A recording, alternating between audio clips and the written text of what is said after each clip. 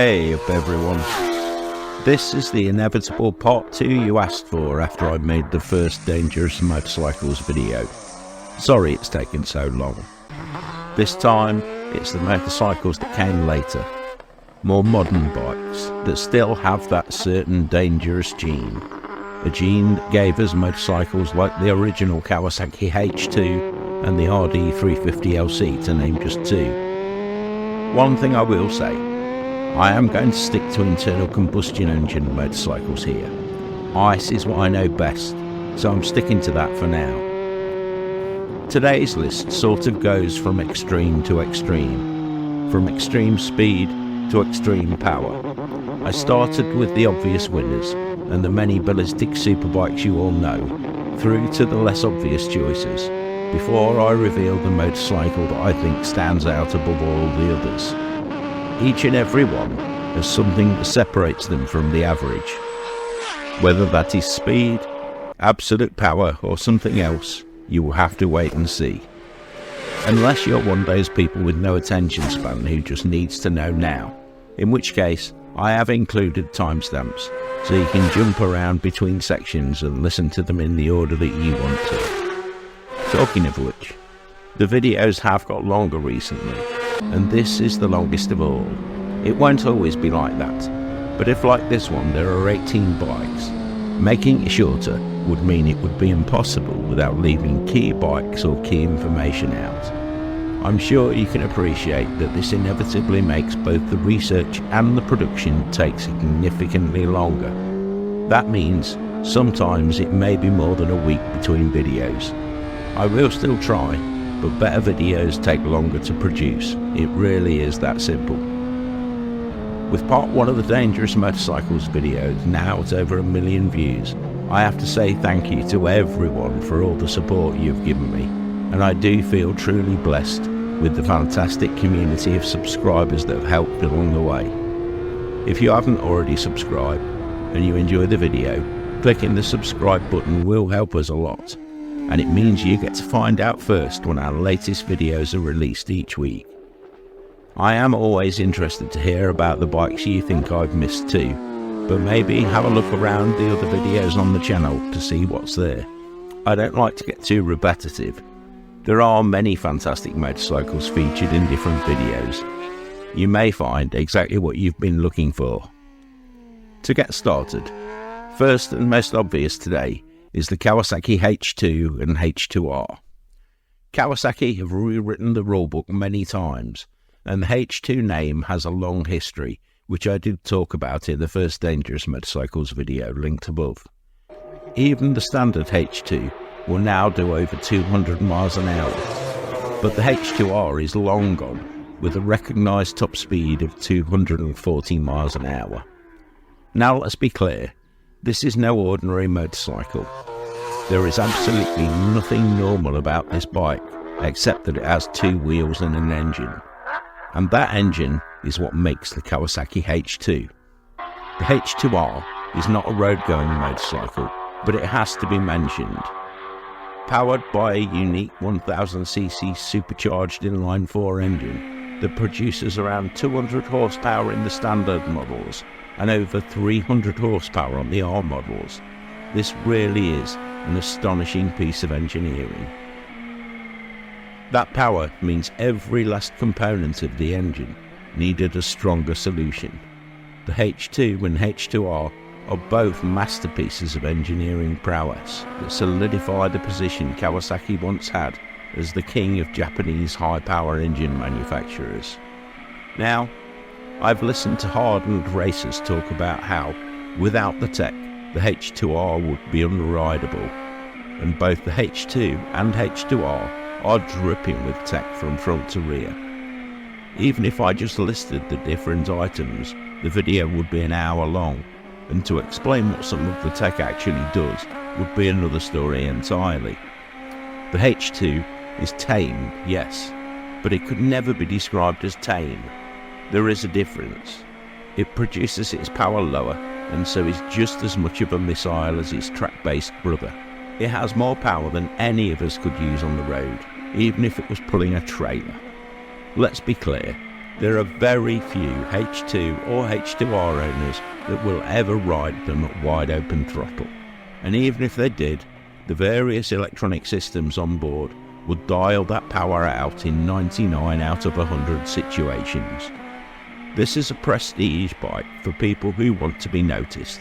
If that's your thing, then fine, you need to look no further. Price for the H2 is about £25,000 in the UK and around $30,000 in the USA. For the H2R model, UK price is around £50,000 and in the USA that's around $57,000. Now, there have been plenty of you mention this next bike, and I told you it would find its place. But before we start, there's a little explanation. A Hayabusa is a peregrine falcon, the fastest animal on the planet. It also happens to eat blackbirds. Which part of that statement do you think drove Suzuki to name their new hyperbike in 1999, I wonder? The Suzuki Hayabusa stood alone as king of the high-speed road bikes for years, in many ways because of a simple decision that enough was enough.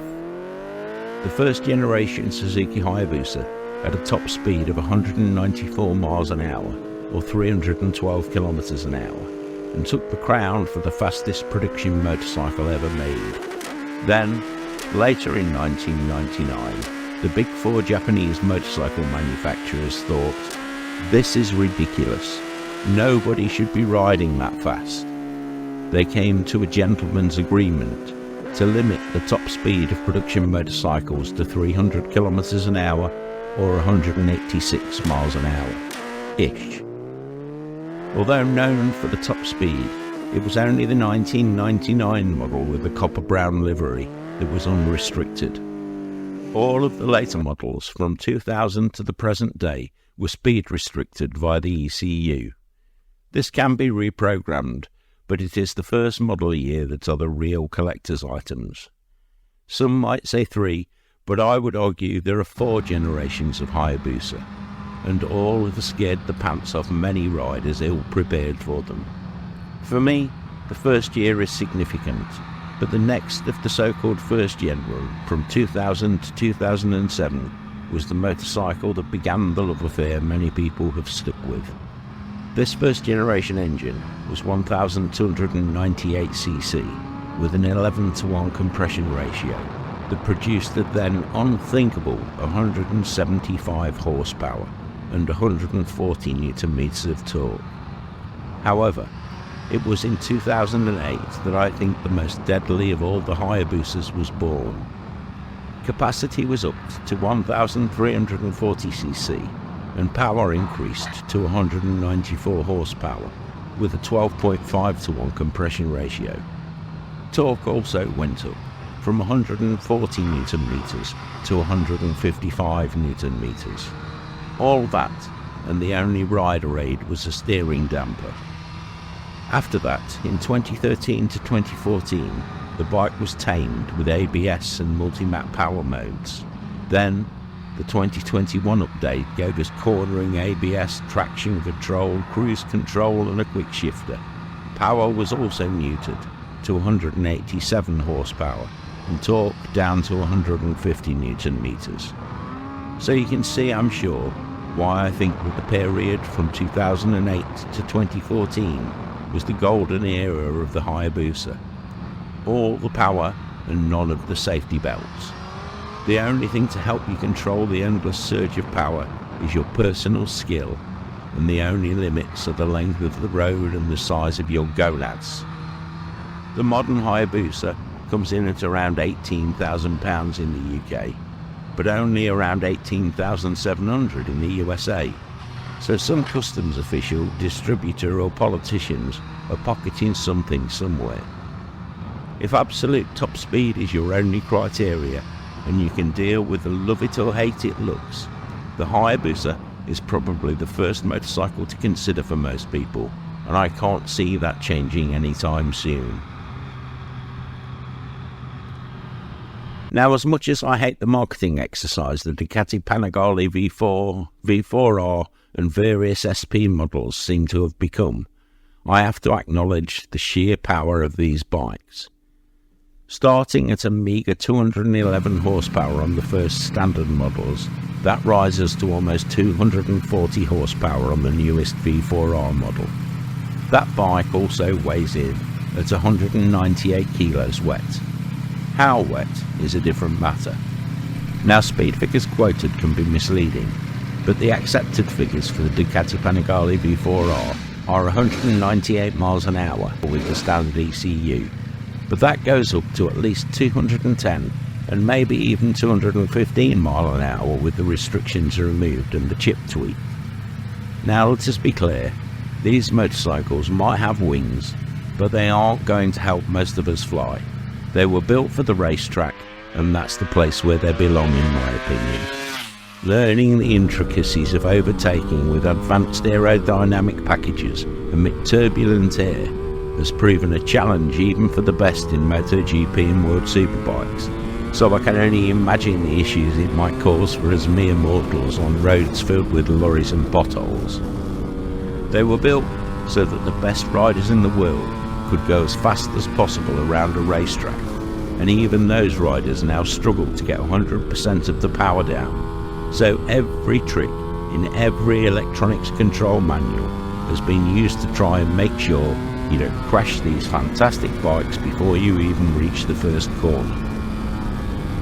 I did get the chance to ride one of the first 2018 model V4s, but after one lap of Cadwell, I took it back and sat quietly for a while. The owner took great pains to explain how the anti-wheelie control worked and how the 6-axis IMU was going to help and how easy it was with the up-down quick shifter, and on until I glazed over. My mistake. Without all those controls, I doubt I would even have got around the whole lap. One thing to watch out for is you have to totally ignore what you might think any of the model lettering might mean, with the exception of the R models. Some of the SP models and the S models are standard power, some slightly raised. Some of the SP models and special edition models are no different when it comes to power. The standard Ducati Panigale V4R is priced at around £39,000 in the UK and $45,000 in the US. The price of the SP models and limited edition models is another thing entirely. I'm sure it won't be long before we have a V4RR SP03 special edition of some sort. Just check it actually produces more power before you part with the extra price tag it will inevitably come with. Before I go on, I have to mention one very special motorcycle, a special version of the motorcycle that the Panigale V4 replaced. This is, for some people, possibly the best Ducati ever made. That motorcycle is, I believe, the most powerful V-twin production bike ever built, and the Ducati 1299 Superleggera has to be included in any list like this. This is a motorcycle that produced around 215 horsepower and just short of 150 Newton meters of torque, from a bike that weighed just 167 kilos or 368 pounds wet. A limited edition run of just 500 units, most of which will have gone to very specific special customers, means that this motorcycle will always be close to the top of any exclusivity lists. But there are various V-twin Panigales out there that are almost as amazing. The Superleggera produces a more raw, less refined punch than the V4 Panigale, and it undoubtedly takes a much more skilled rider to get the absolute most from it. But if your name is Casey Stoner or Carl Fogarty, Ducati will let you have a go on one, I'm sure.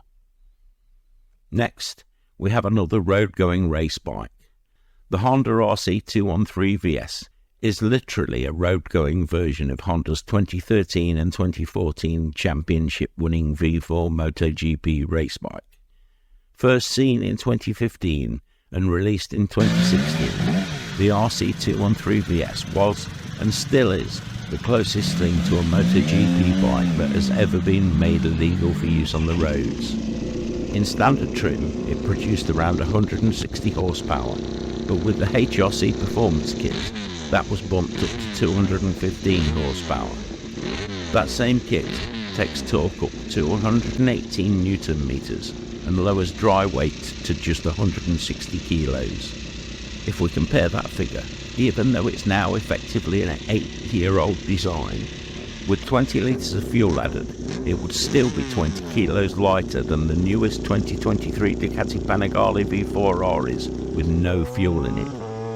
I've heard it described as the most expensive production motorcycle available. The reality is, if you have to ask the price, you almost certainly can't afford it. In 2022, an as-new uncrated RC213V went through the auctions at over £182,000, and I guarantee that price will only go up as time goes on. The only real technical difference between the road bike and the MotoGP bike seems to be that the pneumatic valves of the MotoGP bike are replaced with coil springs, and the seamless gearbox is replaced with a regular road-going one taken from the V1000RR race bike. Both of these changes are described as making the bike more durable for long-term use in the Honda marketing spiel. With the standard drivetrain, the unfettered RC213VS is rated for a top speed of over 217 miles per hour. So again, it stands alongside the much newer Ducati Panigale V4R. For once, the Ducati is the cheaper option though, close to £150,000 cheaper. Unless you are the ghost of Joey Dunlop, a bricklayer from Morecambe, or a lorry mechanic from darkest Lincolnshire, I wouldn't recommend trying to take this bike around the Isle of Man TT course though. I doubt most people would get past Quarter Bridge. Here's some footage.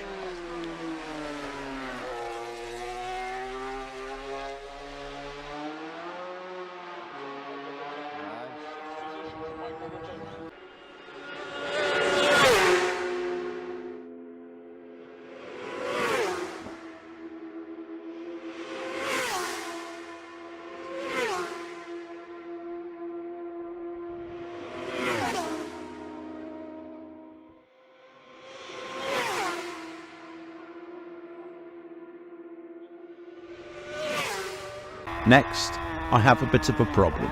You see, despite the bikes that have broken it, that gentleman's agreement is still being stuck to in general. So we have not one, but 5 motorcycles that I will group together, with 2 others lagging slightly behind. These are the race rep superbikes that are speed limited as they come out of the showroom. Now don't get me wrong, these bikes are still ridiculously fast. Much faster than me, that's for sure. However, it's hard to compare them to motorcycles that have been left to run free. There are many realities here when it comes to speed. The first is that most of these bikes won't ever be ridden even close to their limits. Secondly, despite that, many will still be tuned for more power and to remove the aforementioned limiter. Thirdly, all of them are astonishing motorcycles that are well beyond the abilities of mortal men. Fourthly, getting accurate figures for stock motorcycles is all but impossible. That said, I've tried to use any verified figures, usually from circuit times on acceleration, and they are all for stock, completely standard bikes. Even changing a sprocket here and there would undoubtedly give us a very different list. That is how close they all are. First mention goes to Aprilia.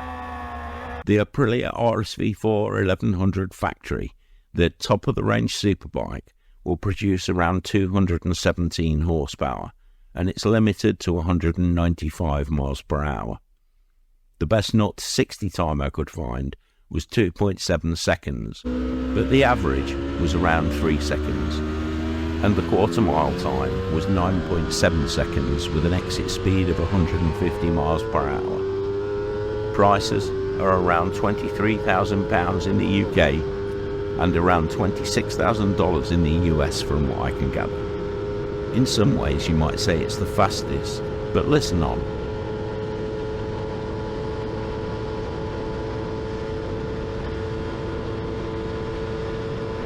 Next, we have the good old Fireblade. The latest Honda CBR1000RR SP carries on from a long list of blades. It produces around 215 horsepower, but is limited to between 185 and 190 miles an hour, depending on who you believe. The best 0 to 60 time I could find was 3.1 seconds, but the average was around 3.3 seconds, and the quarter mile time was 10.4 seconds with an exit speed of 162 miles an hour.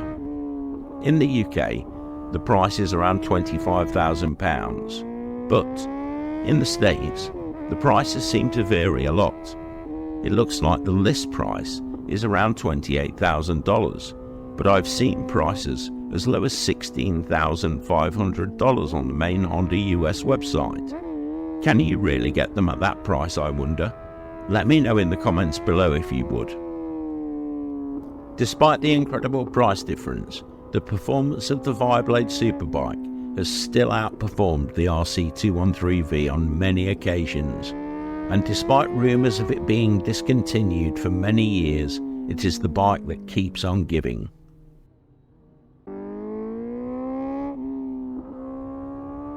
The Kawasaki ZX10RR was king of the superbikes for many years, and the latest ZX10RR produces 214 horsepower and is limited to around 190 miles per hour.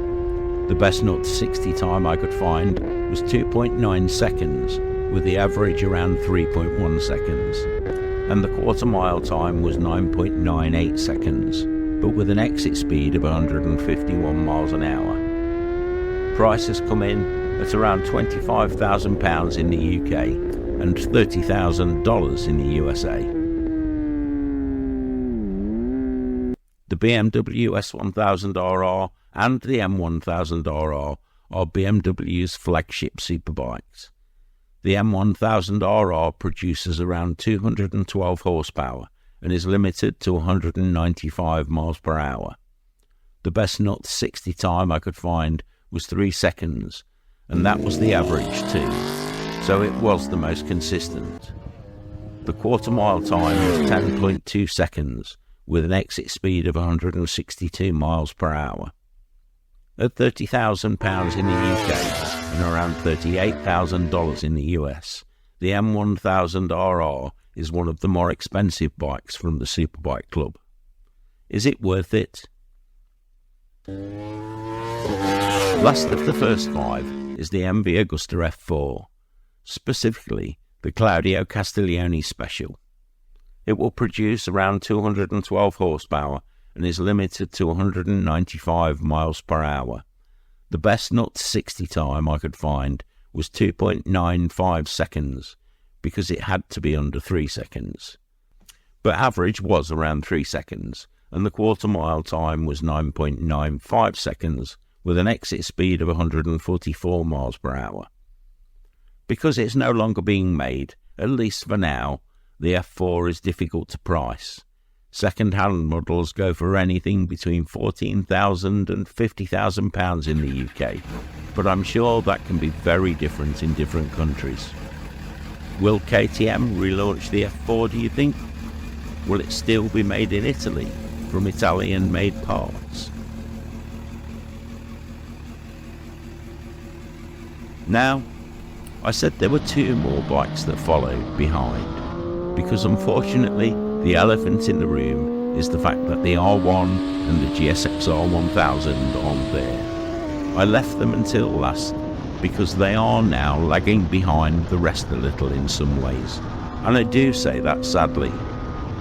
The new Yamaha YZF-R1M is still only producing the same 200 horsepower that it did way back in 2015, and it's got 2 kilos or just over 4 pounds heavier in that time too.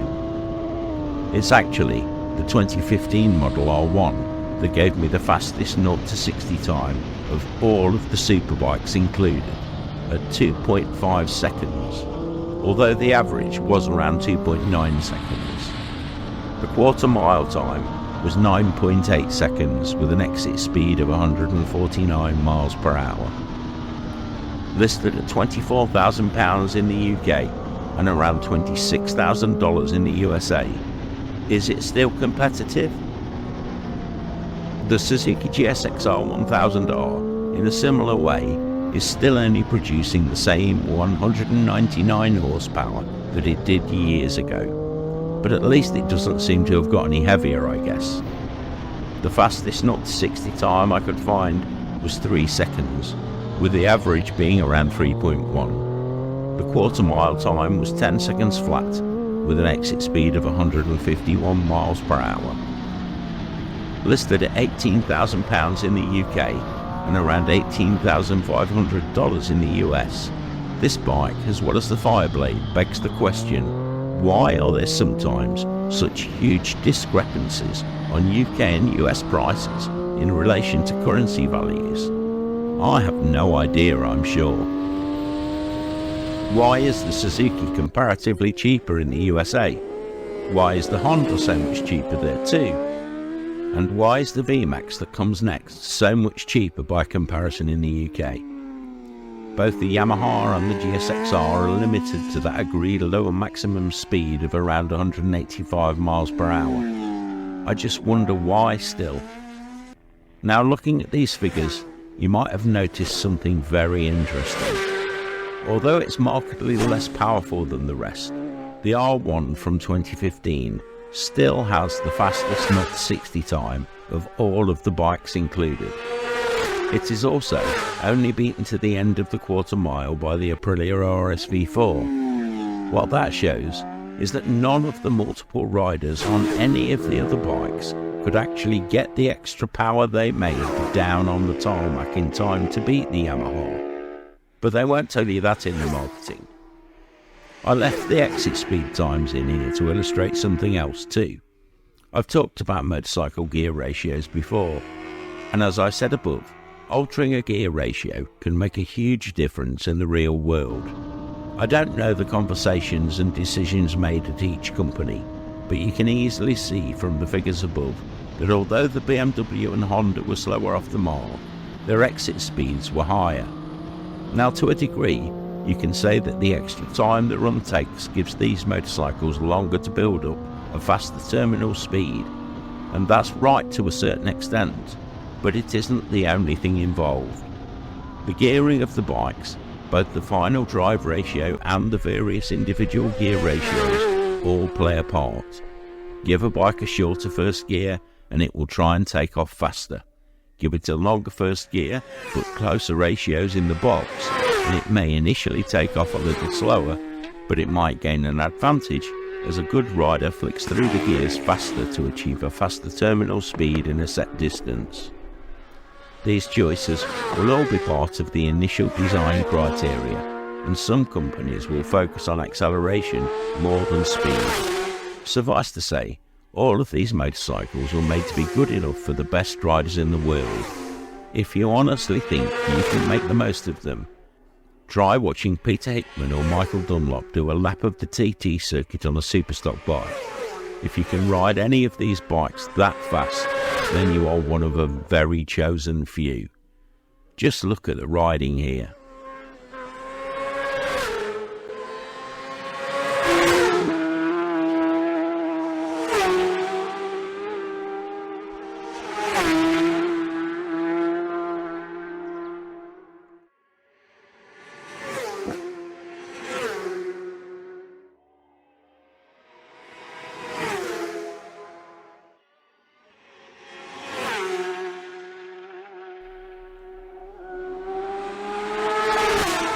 Next, let's change the mood a little. Here we have a completely different motorcycle. It might well be the slowest motorcycle on today's list, but that's a small part of the story. Just as its berserk ancestor was central to the first part of the Dangerous Motorcycles video, this video would simply not be complete without the Yamaha Vmax 1700. Although it weighs over 300 kilos, the Vmax 1700 takes all the ideas of the early Vmax 1200 and just gives you more. A 1679cc V4 engine gives you over 200 horsepower, but it is the 170 Nm of torque that sets this bike apart. With low gearing for fast acceleration, the Vmax 1700 will take off from the lights faster than most motorcycles. The fastest 0 to 60 time was just 2.6 seconds, but the Vmax times varied much more than most. To me, that shows that despite the power, it really is only that fast in the right hands. Quoted best quarter-mile times had the same variation, ranging from around 9.5 seconds up to 10.5 seconds. The Vmax is pretty much hitting its restricted maximum speed by then too. To call the torque of the Vmax arm stretching is like calling a whale large. It might be true, but it's a bit of an understatement to say the least. Even with the electronics to help control this beast, it will happily try and tear your arms out of their sockets given the slightest opportunity. Yamaha did work really hard to make this bike handle and stop better than the original Vmax, and it does. Just don't expect it to corner and stop like a superbike. It isn't a superbike. It isn't even close. To call the Vmax a muscle bike doesn't do justice either. In comparison, despite the fact that the Diablo V4 is lighter, it can only keep up until around 60 miles an hour. By the end of the quarter mile, the Vmax has left it in the dust and put its launch control and anti-wheelie devices well in their place. The acceleration of the Vmax really is vicious, and despite lacking in outright top speed, it is the savage way it will launch you off from the lights that makes the Vmax worth its place on this list. That, and the fact that it's one of the least expensive options here depending where you live. It's priced at around $19,000 in the US, but this time we got the better prices. I've seen prices in the UK closer to £15,000, if you can find one, that is. The next motorcycle is one of those semi-mythical beasts of the motorcycle world.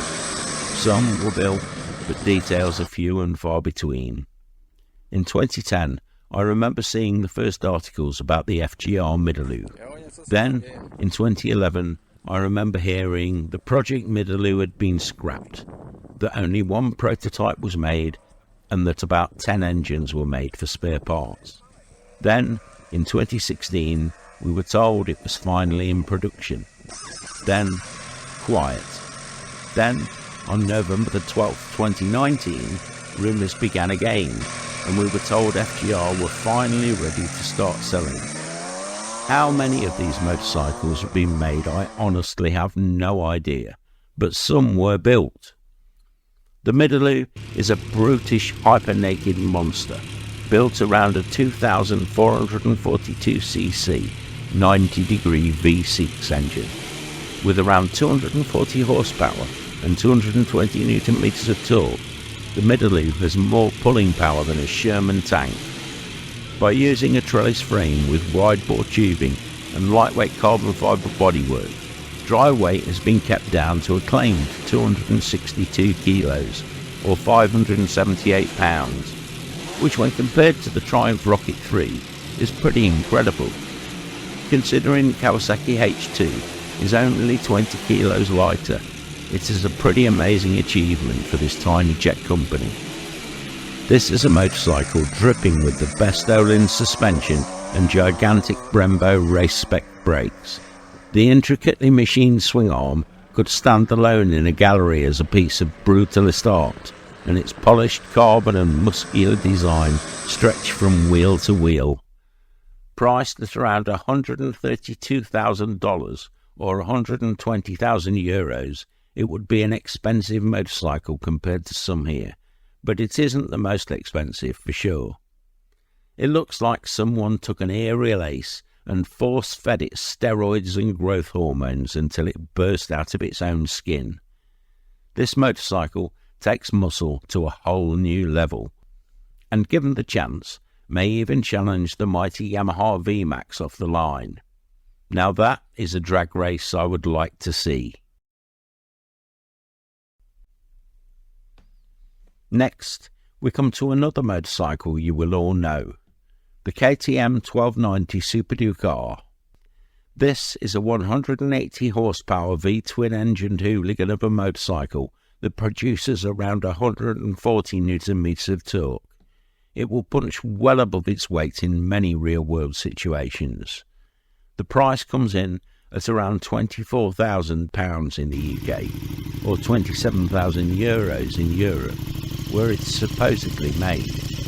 Yet somehow, the price in the USA seems to be closer to $20,000. Can some of the subscribers in the USA confirm that, please? If so, how? And why KTM? Are we just being taken for idiots again? It may be a little down on power compared to the superbikes of today, but it's lighter than all of them except the RC213V. It weighs just 180 kilos. The Superduke R is the equal of the early Hayabusa when it comes to power and torque, and its weight is an unimaginable 80 kilos less. Yes, it will never be as fast without the fairings of the Hayabusa, but speed isn't everything, as they say.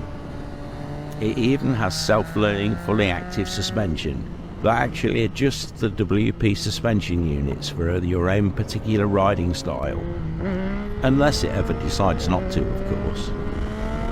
The electronics package can only be rivaled by that of the Ducati Panigale V4, and for some, that will mean the difference between life and death, I'm sure.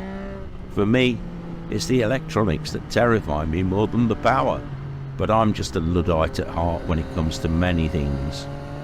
What I can't and wouldn't say is that the electronics package takes away from the joy of riding such a fantastic bike. It doesn't. The bike is so far beyond the abilities of most riders that the electronics are a justifiable safety blanket on this truly ballistic 170 mile an hour hypermotard. That is what this bike is. A ballistic engine with the smallest possible frame, with wide wheels and minimal bodywork attached. So if you have a minimal soul, maybe this is one for you.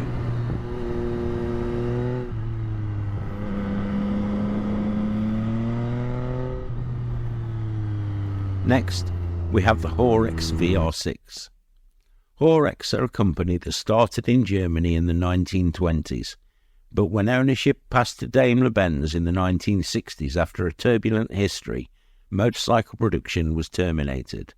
Then, in 2010, it was announced that the Horex name would be revived. 3C Carbon would become the new owners, and a compact VR configuration 6-cylinder 1218cc engine would be at the heart of the new motorcycle. This engine was built like the VW cars, with the cylinders offset so that the V angle could be narrowed to make a more compact engine. Initially, in 2013, it was tuned for around 120 horsepower. In the latest model, that's increased to over 160 horsepower. All that, and the weight is listed at just 215 kilos dry, if that can be believed. Torque on the early models was around 120 Newton meters, but again, on the latest models, this has been pushed up to around 140 Newton meters. This will give riders plenty of push, with more grunt than a Ducati Diavol and just a little less power than the KTM. It's difficult to find any verified figures for the performance of the Horex VR6, but I have seen an 0-60 time of 3.1 seconds quoted. If it's geared for acceleration, that's perfectly possible, and with a top speed limited to 155 miles an hour, that would seem like a reasonable figure. This motorcycle may not be as big or brash as some of the motorcycles on this list, but I'm sure it would keep any rider entertained, and it deserves its place here for the sheer audacity of the builders. Remarkably, for such a high-end motorcycle with top quality cycle parts, this bike can be found at prices the other bikes in the list would struggle to match. Although the new price is listed at around €50,000, right now there is one 2014 model with 16,000 kilometers on the clock, available in Germany for around €10,000. There are several more between 10,000 and 20,000 euros too. So if something different and a V6 engine sound is what you want, this bike might actually be worth looking at. Next, we have another unique motorcycle that some of my subscribers in Australia may well know more about than me. If the words big and brash were to be compressed into a motorcycle, this is the motorcycle that would be. You may ask why this motorcycle wasn't further up the list, where it maybe should be. The simple answer to that is that details here aren't easily confirmed, and I just wanted to keep it until later in the list. This and the motorcycle that follows, despite being very different, could both easily have featured at the top of the list. Their placement is more difficult than the others. The Australian-built PGM V8 has a 1996cc V8 engine built using two Yamaha R1 engine blocks mounted onto a single custom-built crankcase and crankshaft. When first built, the engine produced an immense 300 horsepower, which at one point made it the most powerful production motorcycle ever made. The H2R may have come along in between, but the PGM V8 is a road-going motorcycle, not a track bike. And just to rub salt into Kawasaki's wounds, PGM retuned the latest version for 335 horsepower and 214 Nm of torque. So there are no arguments. Just to get even more ridiculous, PGM have recently said that they think they can take it up to around 400 horsepower with no reliability problems. Weight is listed as just 242 kilos, but I have to say, I would like to see that shown on a weighbridge. If it's right, which being honest I have my doubts about, there are plenty of 1000cc bikes that weigh more than this potentially great piece of design work. I have little idea on performance figures for this one. In PGM's own words, the performance is measured by how brave you are, which doesn't really help much. The familiar Brembo brakes and Olin suspension are ever present, and you get the top-of-the-range Marchesini forward rims too. This motorcycle is described as a usable motorcycle even by some of the more reliable journos out there, but we know how much old journos like to stretch the truth. One thing's for sure, I really don't think a lack of power will be a problem it ever has.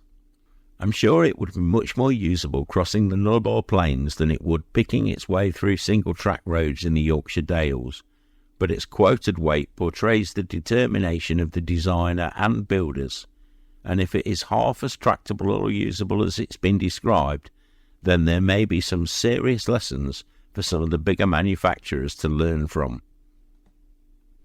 In theory, even without a fairing, the sheer brute force of this engine will drag you up to a top speed of over 205 miles per hour, or 330 kilometers per hour. If you can hang on, that is. It does seem a little bit ridiculous to build a 300 horsepower bike with no fairing of any sort. With this bike, again, accurate figures are hard to gauge, and of course affected massively by the rider's ability. I saw 1 2 second 0 to 60 time quoted, which just seems impossible on standard tyres to me. Other sources set it at a more believable 2.5 to 2.7 seconds. Suffice to say, the only limit with this motorcycle is going to be the wind resistance and the rider's ability to hang on. Popeye might be alright, but I'm not sure how many other riders will be trying that out. At 180,000 Australian dollars, or around £91,000 in the UK, even before import tariffs, VAT and shipping accounted, it isn't going to be a bike for the masses, that's for sure. Now we come to the last, and in my view the most prestigious of the bikes included here today, and we begin with 3 names. Brian Crighton, Crighton Motorcycles and Rotary Power might not be the household names that made up the top part of this list, but the Crighton CR700 Rotary is in many ways a motorcycle in a league of its own. Brian Crighton was the genius behind the Norton Rotary race bike of the late 80s, and he describes the CR700 Rotary as the culmination of his life's work. Rotary Power of the company that gave him the ability to manufacture such an unbelievable motorcycle. With a limit of only 25 bikes that will ever be made and a price tag of over £100,000 before any taxes, you aren't likely to see a CR700 very often. But if you do, you won't forget it. You won't see it at a local coffee shop either. It is a dedicated track bike. This, as far as I'm aware, is the motorcycle that produces more power per litre than any other motorcycle other than the latest H2R. But I'll be interested if you think you know otherwise. Just let me know in the comments below. Most of the present MotoGP bikes, and even the Ferrari F1 car, only produce around 300 horsepower per litre.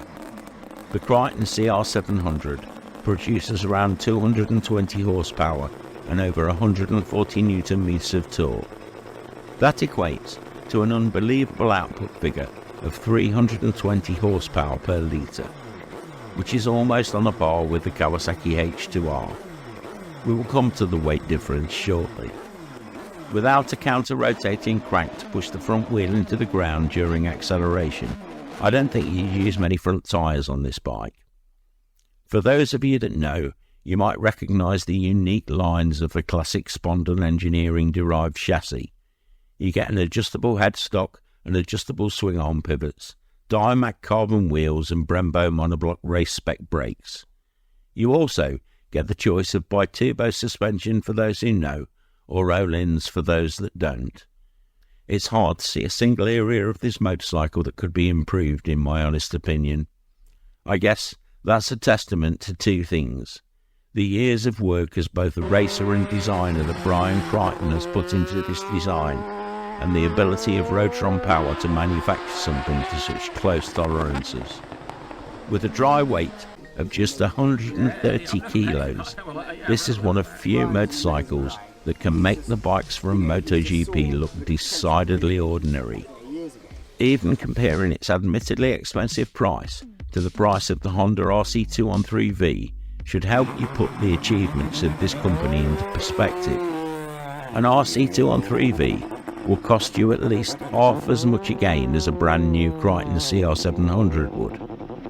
The CR700 produces almost 1.7 horsepower per kilo, while the Kawasaki H2R sits around 1.5 horsepower per kilo. The PGM at less than 1.4 horsepower per kilo, while the RC213V can only get up to just over 1.3 horsepower per kilo. So you can see now why I say this motorcycle is in a league of its own. And that doesn't even mention or consider the sound of this truly unique motorcycle. On that note, I will leave you to ponder. I'm not even going to include any honourable mentions today. The video's long enough already. Thanks for watching, and as always I look forward to hearing your comments. If a winning lottery ticket landed in your hands tomorrow, which would your choice be? Even if I was to win the lottery, which is unlikely seeing as I've never played it, I can't imagine spending £100,000 on a motorcycle. On the other hand, I would be a liar if I said I wasn't at least a little bit tempted by the Horex at €10,000. That seems to be one hell of a lot of motorcycle for the money. I hope you've enjoyed this video and can take the time to look around the channel to watch some of the other videos you'll find there. If you got this far and haven't already, don't forget to hit the like button and subscribe to the channel. Subscribing will mean you get to find out when our regular updates, news, views and other videos go out each and every week. Please share the video with anyone you think will be interested too if you could. It all helps kick the YouTube algorithm into gear and gets the channel out there to new potential viewers. You can visit the website or the Redbubble shop linked in the description below for the best biker t-shirts and other merchandise too. There are more exciting motorcycle adventures and other stories from the shed and beyond on the website, so why not grab a cuppa and take a look around. You won't be disappointed. Thanks for watching. I hope you get some great riding in. Ride free everyone.